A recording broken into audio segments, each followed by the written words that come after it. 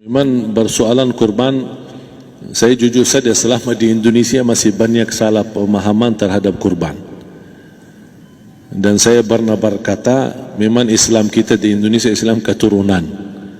Ya, jadi asal tahu saja. Ya, tapi dari segi belajaran, mohon maaf ya kita terlalu jauh terhadap pemahaman. Yang saya maksud, kita melaksanakan sesuatu tapi kita sudah belajar, sudah tahu, bukan hanya asal saya dengar, saya lihat, saya bukan sebatas itu, tapi kita punya dasarnya. Dan ini kelemahan kita, di antaranya kurban. Saya pernah mendengar, bukan malah sering mendengar soal kurban dihitungkan beroran. Jadi keluarga suami istri sama 5 anak berarti jumlah 7, wajib sapi. Kalau kurang daripada itu, atau misal suami istri tidak mampu, boleh ini tahun kurban kambing atas nama suami, tahun depan atas nama istrinya. Ini hal keliru sebenarnya. Yang dihitungkan soal kurban beda sama akikah dan beda sama zakat fitrah. Zakat fitrah sama akikah terhitung beroran. Akikah laki-laki 2 kambing, perempuan 1. Kalau tidak mampu boleh. Kalau ada kembar laki sama perempuan berarti 3 kambing. Tapi kalau tidak mampu boleh 1 kambing, tidak masalah. Dan tidak ada istilah sekarang saya kurban tapi nanti sisanya seolah-olah ada hutang sama Allah. Sesuai kemampuan kita. Di antaranya kurban. Kurban hitungannya berkeluarga, bukan beroran. Buktinya Rasulullah SAW dan juga cerita Nabi Ibrahim. Ketika Nabi Ibrahim mau sembelih Nabi Ismail, Allah turunkan apa? Mengganti sembelihan Nabi Ismail dengan ekor kambing dari surga. Berapa ekor kambing? 1. Padahal Nabi Ibrahim punya istri 2 dan anak. Ada istri Siti Hajar dan Sarah. Kemudian anaknya Ismail dan Ishak. Berarti semuanya berapa? 5. Kenapa Allah tidak turunkan 5 ekor kambing? Karena hitungannya memang 1 keluarga. Yang kedua, Rasul sendiri sembelih 2 kambing. Pertama, Bismillah atas nama Muhammad dan keluarga Nabi Muhammad. Padahal kita tahu keluarga Nabi Muhammad SAW termasuk keluarga besar. 11 istri, belum lagi anaknya, laki-laki sama perempuan. Ada yang hidup maupun sudah mati, sudah termasuk semua. Yang hidup maupun mati. Yang kedua, Rasul sembelih sembelihan yang kedua atas namaku dan umatku. Umatnya berapa miliar? Cuma 1 ekor kambing. Kenapa Rasulullah SAW berkurban atas nama dirinya dan umatnya?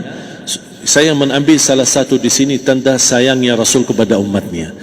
Jadi saya selalu berkata, orang miskin yang tidak mampu berkurban seharusnya bangga di hari kurban, karena Rasul sudah kurbankan duluan atas nama dia. Jadi terima kasih ya Rasulullah, ingatkan kita. Yang kita tidak mampu, Rasul sudah. Bahkan kalau Rasul sudah kurban atas nama umatnya yang tidak mampu, berarti sudah terkabul. Kita aja belum tahu kabul atau tidak kalau kita berkurban. Tapi kalau Rasul sudah terjamin makbul. Oleh sebab itu, hitungan kurban itu adalah 1 keluarga. Misal, bapa punya istri, punya anak. Itu kalau mampu sapi silahkan. Mampu 1000 sapi silahkan. Kalau soal kemampuan tidak ada masalah. Tapi kalau soal kewajiban, tidak ada wajib lebih daripada 1 ekor kambing. 1 ekor kambing. Misal, kalau bapa punya istri 4. Misal. Cuman ini misal. Ya. Istrinya 4. Setiap istri anaknya 10. Berarti jumlah berapa? Anak 40, istri 4, berarti 44, sama bapa 45. Wajib 1 ekor kambing saja, cukup untuk semua ini. Tapi kalau soal mampu, ya silahkan. Mau 1000 kambing boleh, mau 1000 sapi boleh. Tidak ada yang melarang kalau soal kemampuan. Dan kalau kita mau sembelih, Bismillah atas namaku dan keluarga. Tidak perlu bawa data-data nama keluarga. Jadi disebutkan tukang sembelihnya ada capek menunggu sambil sebutkan nama-nama. Tidak perlu. Udah Bismillah atas namaku dan keluarga. Termasuk kata atas namaku dan keluarga, termasuk orang tua yang sudah meninggal. Termasuk orang tua yang sudah, karena kita adalah hasil daripada orang tua. Itu sudah termasuk, tidak perlu kita sebutkan. Ada sebagian ulama membolehkan kalau kita mampu, mau khusus kambing atas nama orang tua, tidak masalah. Kalau kita mampu. Tapi kalau kita tidak mampu, itu sudah termasuk orang tua kita bersama keluarga besar kita. Ini salah satu kenikmatan, dan ini termasuk juga sedekah yang berguna bagi orang yang sudah meninggal di keluarga kita. Wallahu ta'ala alam. Dan juga masalah panitia, bisa kita mewakili. Kalau kita tidak mengerti sembelihannya dan tidak mengerti cara bagiannya. Tapi ada satu sunnah yang termasuk kehilangan sunnah ini, adalah banyak yang tidak mau makan dari hasil kurban. Padahal itu sunnah Rasul. Dari akikah boleh makan, dari kurban pun boleh makan. Bahkan sunnah SAW dibagi 3. Sepertiga pertama dihadiahkan. Maksudnya kata dihadiahkan kepada orang kaya.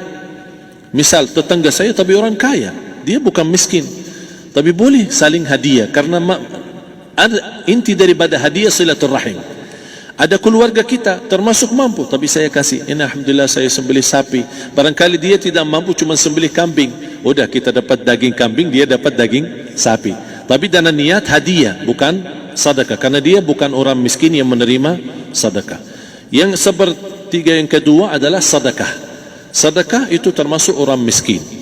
Yang ketiga, kita makan sendiri. Bahkan Rasulullah SAW selepas Idul Adha, beda sama Idul Fitri. Sebelum Idul Fitri dia makan kurma, meyakinkan batalan puasa.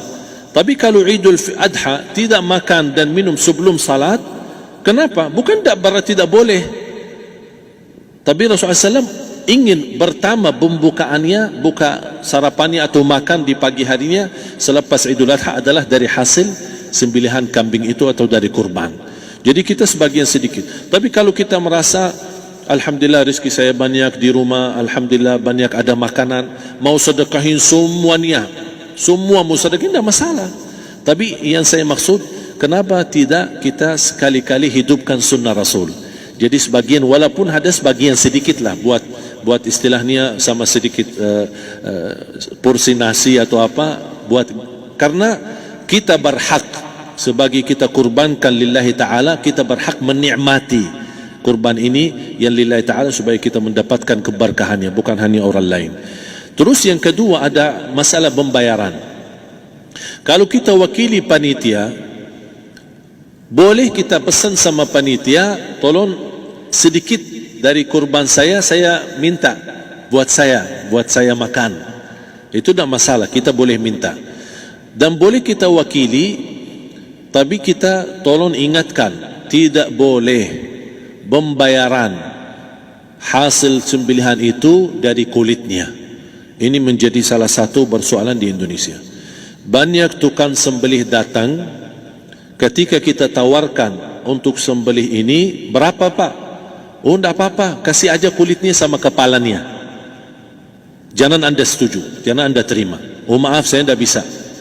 Bapak berapa ongkos sembelihannya? Kita harus sepakat dulu. Tidak, saya ikhlas, tidak apa-apa, seikhlasnya. Tapi yang penting kepalanya sama kulitnya. Itu aja yang saya minta, yang lain tidak apa-apa. Tidak boleh. Tidak boleh. Kenapa? Karena ini kurban. Kata kurban berarti lillahi ta'ala, bukan untuk jual beli. Kalau kita sudah bayar dari bagian kurban, berarti bukan lillahi ta'ala. Harus kita jaga amalan itu. Tapi bagaimana cara jalan keluarnya? Kita harus sepakat, ijab kabul. Sepakat dulu, Pak, saya udah begini, saya kasih untuk sembelihan 50.000. Bapak setuju? Ya udah setuju. Selesai kan? Sudah sembelih, sudah potong, sudah semua. Lepas ini semua, kita kasih ongkos 50.000 ongkos sembelihannya. Habis itu, Pak, kulitnya sama kepala hadiah buat Bapak. Itu tidak apa-apa, tidak masalah.